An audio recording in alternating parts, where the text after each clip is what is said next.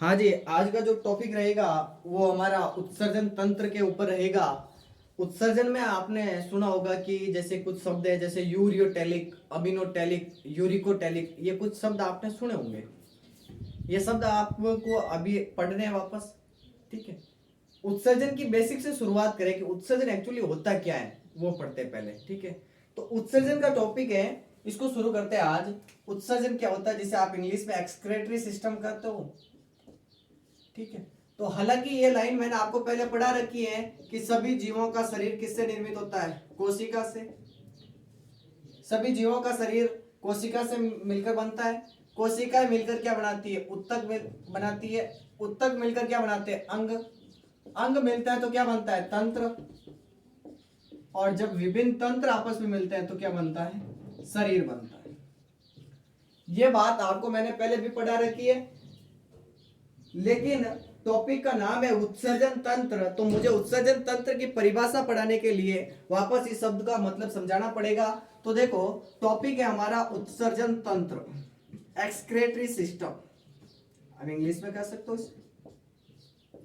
उत्सर्जन तंत्र। देखो, शब्द के पीछे क्या आ रहा है, तंत्र। ये रहा तंत्र। तंत्र के पहले कौन सा शब्द आ रहा है, अंग। तो उत्सर्जन की तंत्र की परिभाषा क्या होगी कि उत्सर्जन में जो अंग आते हैं उन अंगों से मिलकर बना तंत्र उत्सर्जन तंत्र कहलाता है। उत्सर्जन में काम आने वाले अंगों से मिलकर बना तंत्र उत्सर्जन तंत्र कहलाता है। अब आप कहोगे सर उत्सर्जन अंग कौन कौन से हैं, तो आपने नाम सुने होंगे, किडनी, वृक्क, मूत्रवाहिनियां,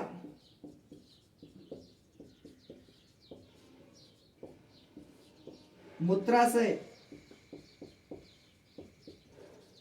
ये जो अंग होते हैं, इन अंगों से मिलकर बना तंत्र उत्सर्जन तंत्र कहलाता है। उत्सर्जन में काम आने वाले इन अंगों से मिलकर बना तंत्र उत्सर्जन तंत्र कहलाता है। यह तो उत्सर्जन तंत्र की परिभाषा हो गई। ठीक है, अब उत्सर्जन क्या होता है एक्चुअली, उत्सर्जन पढ़ते हैं, इसको बंद कर। उत्सर्जन क्या होता है, तो आपको पता होगा कि हमारे शरीर के अंदर विभिन्न प्रकार की उपापचय क्रियाएं होती रहती है, मेटाबॉलिज्म रिएक्शन होती रहती है, उपापचय क्रियाएं। एक एक बिंदु को आप ध्यान से सुने। शरीर के अंदर विभिन्न प्रकार की क्या हो रही है, उपापचय क्रियाएं, मेटाबॉलिज्म रिएक्शन, उपापचय क्रियाएं, उपापचय क्रियाएं हो रही है। इन क्रियाओं के होने से शरीर के अंदर विभिन्न प्रकार के पदार्थ बनते हैं। क्या बनते हैं, विभिन्न प्रकार के पदार्थ। तो जो पदार्थ बनते हैं, इन पदार्थों को कहते हैं अपशिष्ट पदार्थ। क्या कहते हैं, अपशिष्ट पदार्थ, वेस्ट चीजें होती है। तो शरीर के अंदर क्या हो रही है, विभिन्न प्रकार की उपापचय क्रियाएं होती है। ठीक है, जिससे कुछ पदार्थ बनते हैं। जो पदार्थ बनते हैं, इन पदार्थों को कहते हैं अपशिष्ट पदार्थ। और इन्हीं अपशिष्ट पदार्थों को शरीर से बाहर त्यागना, शरीर से बाहर त्यागना क्या कहलाता है, उत्सर्जन कहलाता है। उत्सर्जन कहलाता है।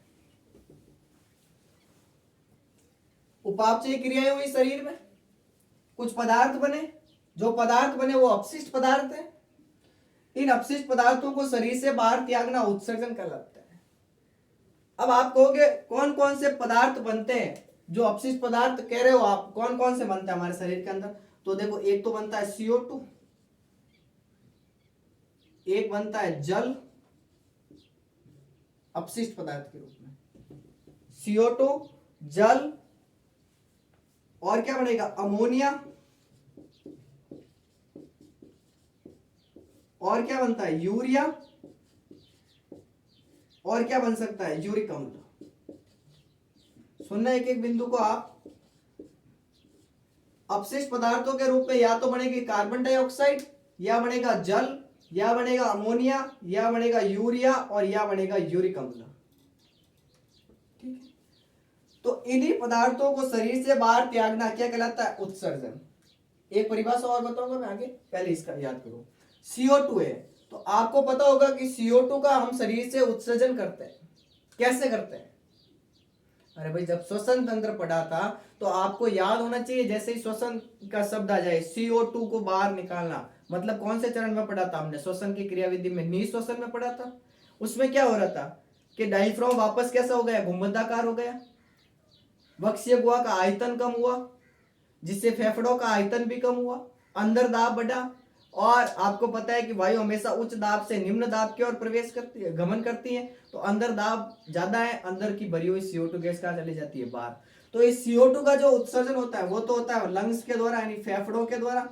कोई केकड़े मत सुन लेना भाई, फेफड़ों के द्वारा होता है CO2 का उत्सर्जन। जल है जो शरीर के अंदर अतिरिक्त जल है, उसका उत्सर्जन होता है पसीने के द्वारा, पसीना निकलता है ना, उसके द्वारा शरीर के अंदर जो अपशिष्ट जल है वो बाहर निकल जाता है। लेकिन अमोनिया, यूरिया और यूरिक अम्ल, इनको बाहर निकालने के लिए शरीर के अंदर एक खतरनाक सिस्टम पाया जाता है, और इसी सिस्टम को कहते हैं उत्सर्जन तंत्र। ठीक है, हालांकि आपको पता होगा अमोनिया, यूरिया, यूरिक अम्ल, इन तीनों के अंदर क्या बनता है, नाइट्रोजन होता है। सॉरी, इन तीनों के अंदर क्या होता है, नाइट्रोजन होता है। इंक थोड़ी ज्यादा डालो इसके अंदर, मजा नहीं आ रहा है। इन तीनों के अंदर क्या होता है, नाइट्रोजन होता है। तो नाइट्रोजन किससे बनता है हमारे शरीर के अंदर, जब प्रोटीन, जो हम प्रोटीन लेते हैं भोजन के रूप में, इस प्रोटीन की जब मेटाबॉलिज्म होता है, उपापचय होता है, उपापचय होता है प्रोटीन का, तो क्या बनते हैं, नाइट्रोजन युक्त अपशिष्ट पदार्थ। कौन कौन से बनते हैं, या तो बनेगा अमोनिया, या बनेगा यूरिया, या बनेगा यूरिक अम्ल। समझ में आ रहा है कुछ बातें। वापस दूसरी परिभाषा, शरीर में विभिन्न प्रकार की उपापचय क्रियाओं के फलस्वरूप नाइट्रोजन युक्त अपशिष्ट पदार्थों को, जिसके अंदर नाइट्रोजन है वो वाले पदार्थ, नाइट्रोजन युक्त अपशिष्ट पदार्थों को शरीर से बाहर त्यागना उत्सर्जन तंत्र कहलाता है। क्या कहलाता है रे, उत्सर्जन, सॉरी उत्सर्जन कहलाता है। उत्सर्जन तंत्र की परिभाषा तो मैंने पहले बता दी। उत्सर्जन तंत्र की परिभाषा क्या होगी कि उत्सर्जन में जो अंग आते हैं उन अंगों से मिलकर बना तंत्र क्या कहलाता है, उत्सर्जन तंत्र कहलाता है।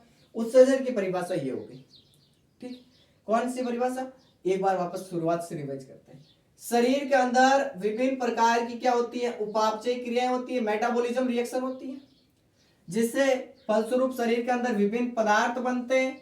इन पदार्थों को कहते हैं अपशिष्ट पदार्थ, और इन अपशिष्ट पदार्थों को शरीर से बाहर त्यागना क्या कहलाता है, उत्सर्जन कहलाता है।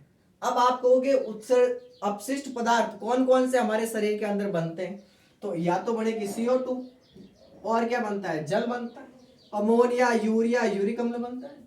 CO2 का उत्सर्जन हम फेफड़ों के द्वारा करते हैं। जल का अतिरिक्त जो जल होता है इसको हम क्या करते हैं, पसीने के द्वारा शरीर से बाहर निकाल देते हैं। अमोनिया, यूरिया और यूरिक अम्ल, इनको बाहर निकालने के लिए शरीर के अंदर एक विशेष प्रकार का सिस्टम चलता है।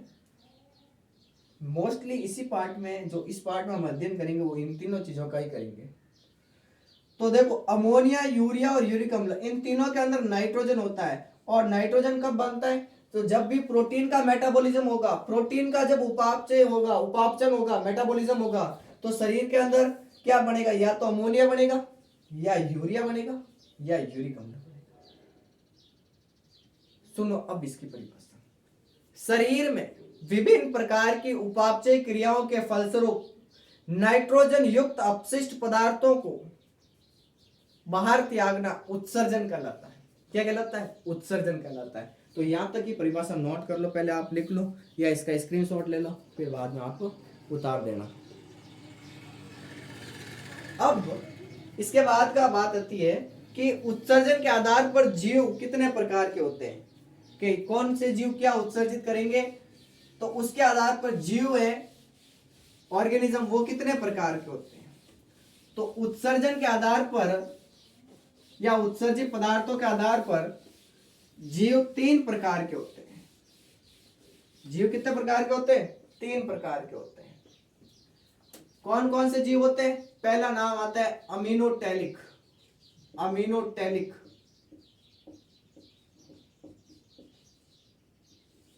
खुले खुले लिख लेता हूं ताकि आसानी से समझ लेंगे। दूसरा आता है यूरियोटैलिक,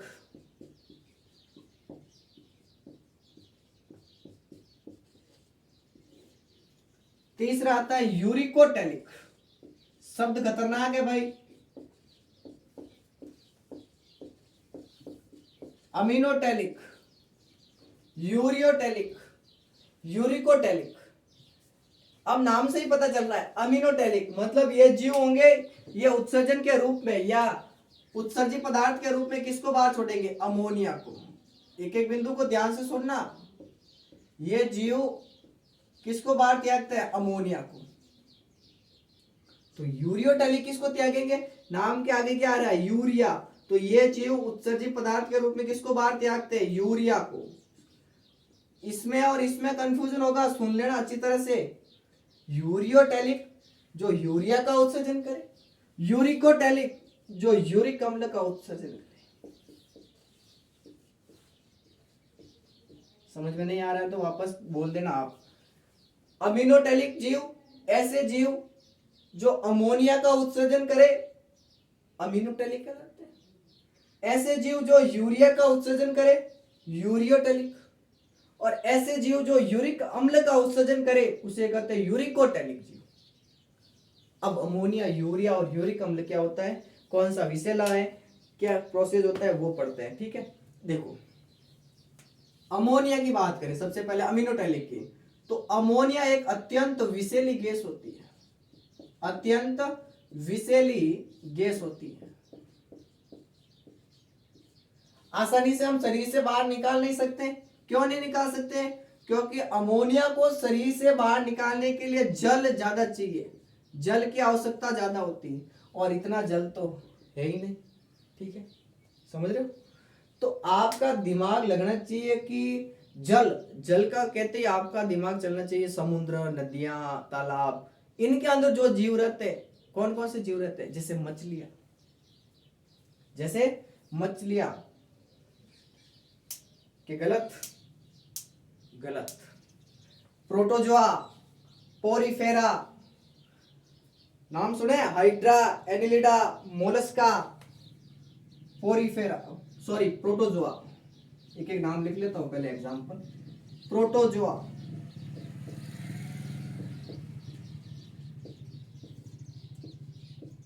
पोरीफेरा,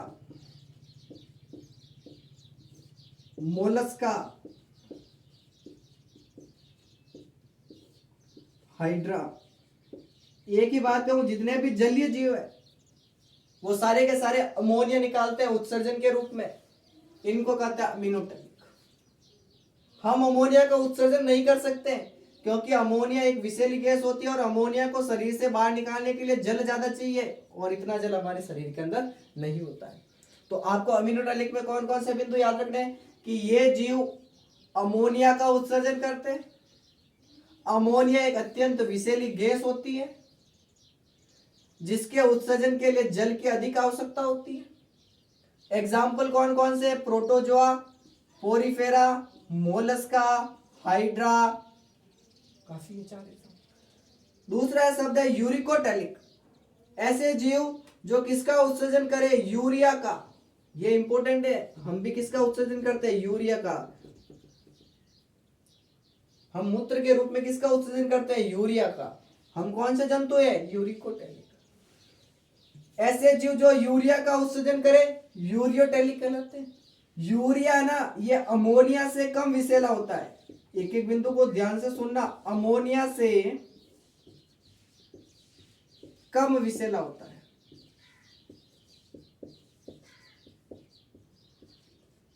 कम विषैला है, और इस यूरिया को शरीर से बाहर निकालने के लिए जल की आवश्यकता कम होती है।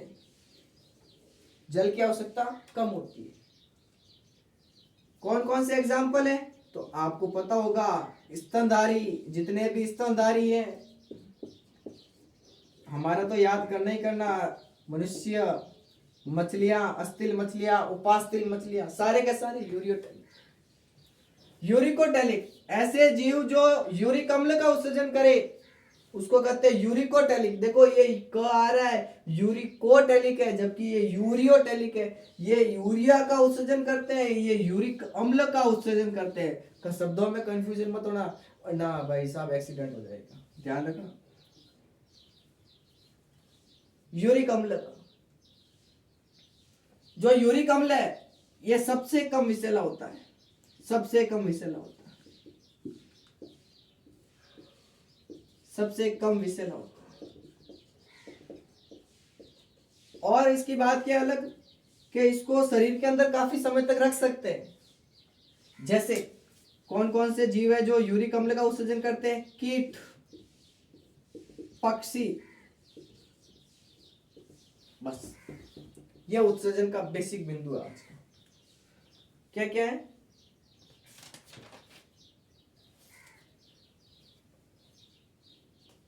इसमें एक जैसे लिखना चाहो तो मरुस्थलीय जंतु भी लिख सकते हो, एग्जाम्पल मरुस्थलीय जंतु,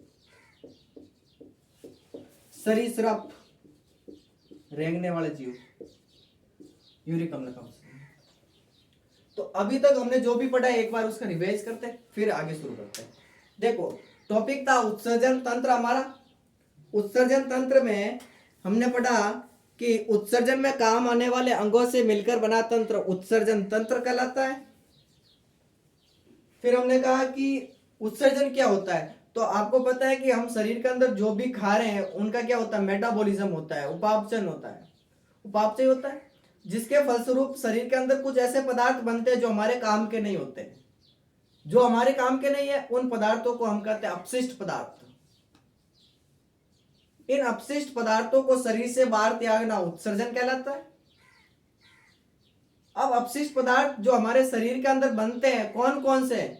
जैसे CO2 बन सकती है, जल होता है, अमोनिया हो सकता है, यूरिया हो सकता है और यूरिक अम्ल भी हो सकता है।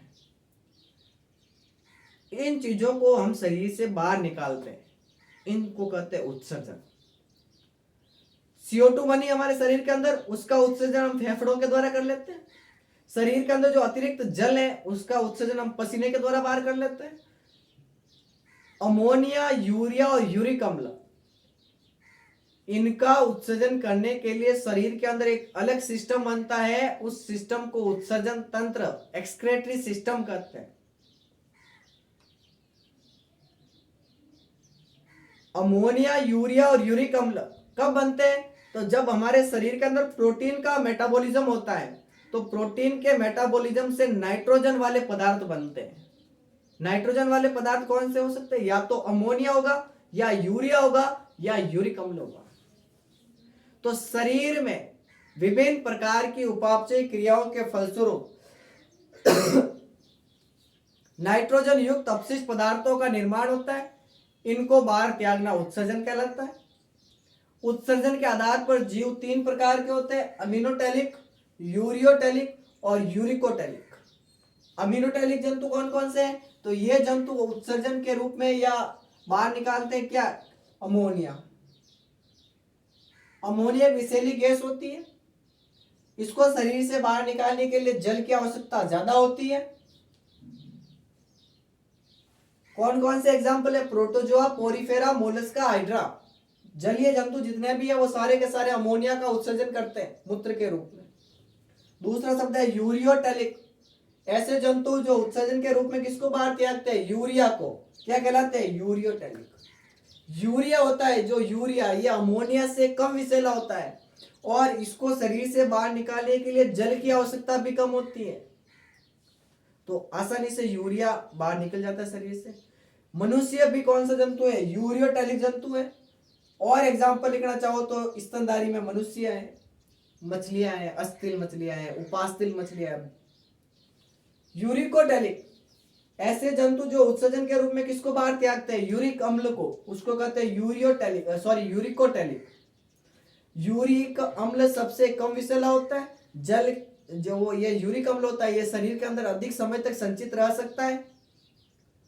इसका उत्सर्जन करते हैं मुख्यतः कीट है, पक्षी है, सरीसृप से, सरीसृप यानी जो रेंगने वाले जंतु है वो वाले, और मरुस्थलीय जंतु। ये आपको उत्सर्जन का बेसिक पता होना चाहिए। अब जो उत्सर्जन में आगे की बात आती है वो आता है हमारे टॉपिक में है मानव उत्सर्जन तंत्र, ह्यूमन एक्सक्रेटरी सिस्टम। अरे भाई किडनियां विडनियां सुनी कि नहीं सुनी रहे हैं? नहीं सुनी तो क्या सुना भाई, एक किडनी दान में दे दो तुम्हारी। इसके लिए, आईफोन के लिए। हाँ। देखो, दूसरा टॉपिक आता है मानव उत्सर्जन तंत्र, ह्यूमन एक्सक्रेटरी सिस्टम।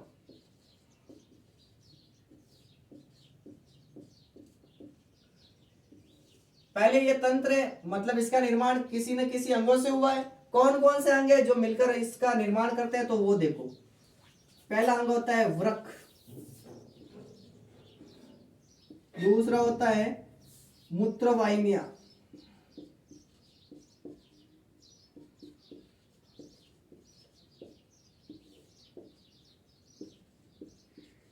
मूत्राशय, मूत्रवाहिनियां, मूत्राशय और मूत्र मार्ग।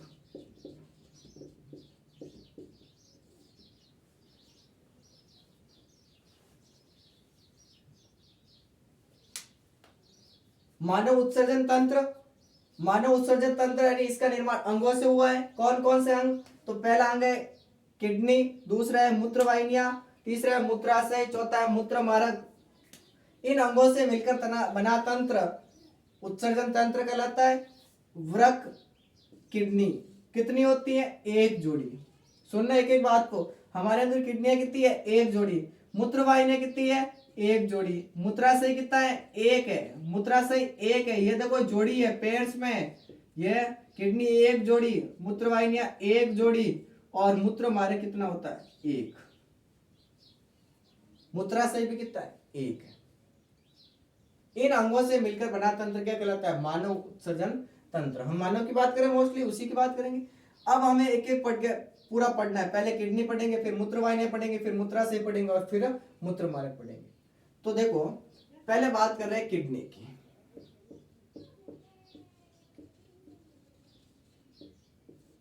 किडनी की डायग्राम की बात करें तो पहले इसका डायग्राम बना लेते हैं ताकि समझने में इजी रहे।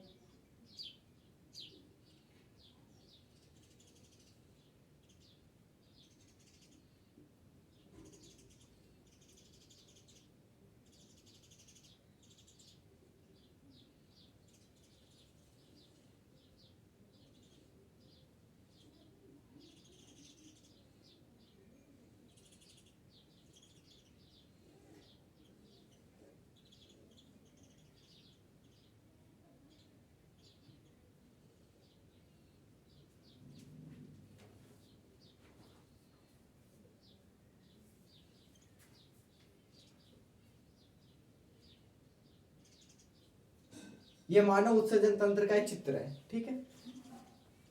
इसको नामांकित करते हैं पहले।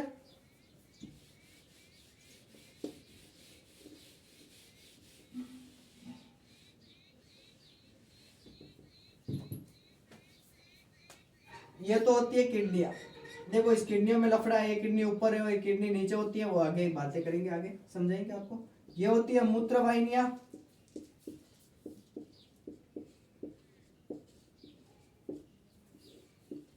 ये होता है मूत्राशय,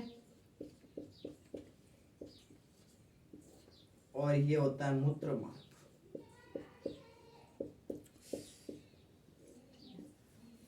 आपको आज की क्लास में ये डायग्राम अच्छी तरह से तैयार करना है, जो शब्द पढ़े हैं वही पढ़ने। कल हम पढ़ेंगे, वापस शुरुआत करेंगे किडनियों से, वृक्क से पढ़ेंगे।